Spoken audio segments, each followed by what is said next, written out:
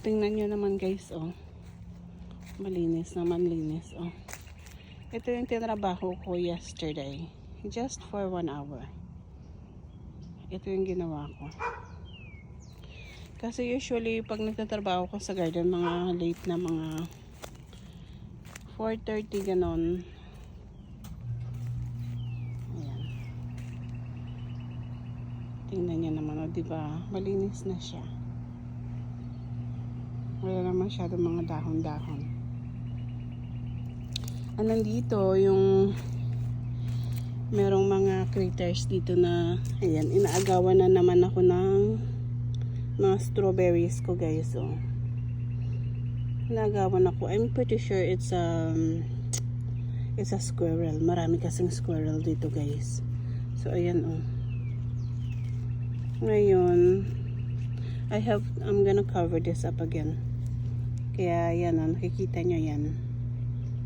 See? I'm gonna cover this up again. Very soon magtatanim ako ulit ng mga ganyan, snap peas. So, kasi dito yung itatanim ko is garlic. Dito, tatanim ko mga bulaklak, ano. Kasi hindi pa naman ready yung mga, ano ko eh. Yung mga cabbage ko, ganon, hindi pa sila ready. So dito mga bulaklak itatanim ko dyan, tsaka dito banda sa gilid maglalagay ako ng trellis na parang kagaya nito guys. See, ganyan. And then tataniman ko ng mga snap peas dito lang sa pinakagilid, like on the edge over here. Yan, and may space na dyan dadaan ang cart. Garden cart is right over here, over there. Tingnan nyo yung mga kalat-kalat dyan guys, oh. Yan. So tataniman ko ulit yan this year, pero sa bottom niya lalagyan ko ng mga mulch, ano. Actually yung nakaschedule ako today na gawin yan, but I'm getting lazy today guys, so I'll do it another day. So, mga halfway niyan, mulch ang lalagay ko in every single one of them. Marami akong ganyan guys eh. Okay, magtatanim tayo, ano. We're just gonna use this one kasi wala namang nakatanim dyan. Look what I got guys. Dumaan yung aeroplano, ang lakas ng tunog guys. Malapit lang kasi dito yung, ano, yung air base ng Navy.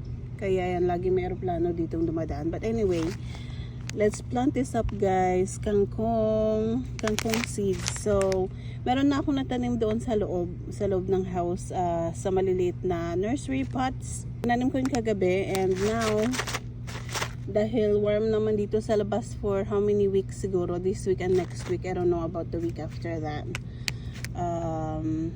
But if ever na lumamig, tsaka tumubo na sila, we're gonna bring this inside. But adoboyin natin sila. I-mix lang natin yung mulch tsaka yung soil.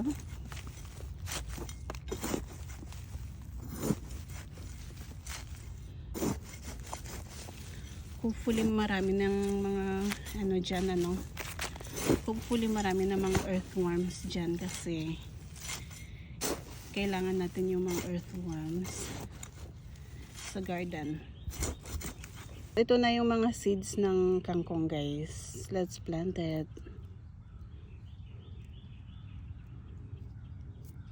Maglagay tayo ng 2 kada hole.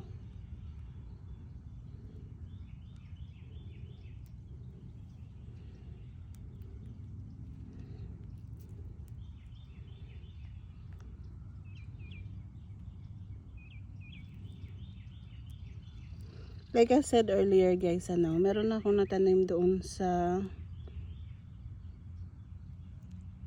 ayan, so may sobra pa. Meron akong tanim doon sa loob ng house. Meron akong tanim doon sa loob ng house, sa maliliit na nursery pots. So patubuin na lang natin yon. And then i-transplant natin later on, di ba?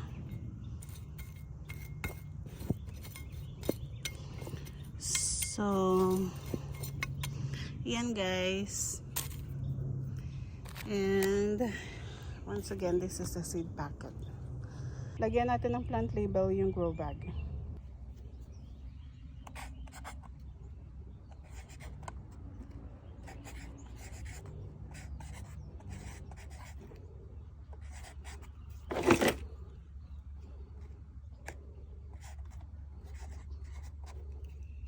So, naglinis ako dito kahapon guys, ano, as you can see. Yan, wala na mga dahon-dahon, but in small area lang yung nilinis ko. And I have to rearrange over here. Maybe tomorrow, mag-rearrange ako dito.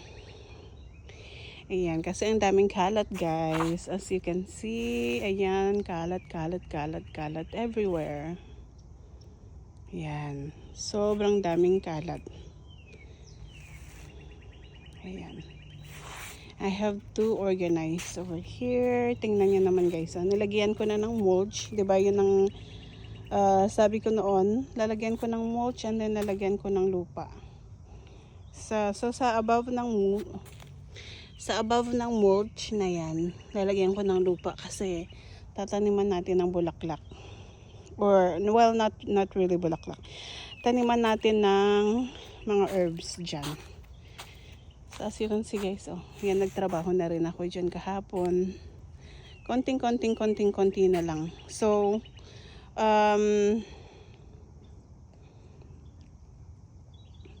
kasi yung buong space na kailangan kong i-raise na, ano ko na sila na, anong tawag dyan? Natanggalan ko na ng mga damo-damo. So, maglilipat na lang ako ng magdadala na lang ako ng mga mulch dyan. Yung mulch yan, yung organic matter ko na imimix ko sa lupa, ano.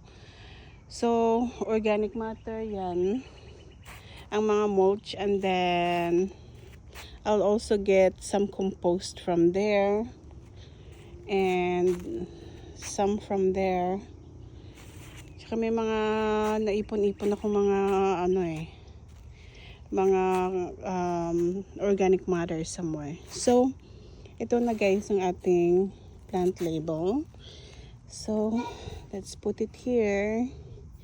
And nakalagay na yung plant label guys. Ayan. And let's gather this kasi ito yung mga beans na ito yung favorite beans ko. Pole beans na ano. Ayan. Let's gather this and save it. Let's put it here guys. Dito ko nilalagay yung mga abubot ko eh. Yan o. Abubot. I have to organize over here.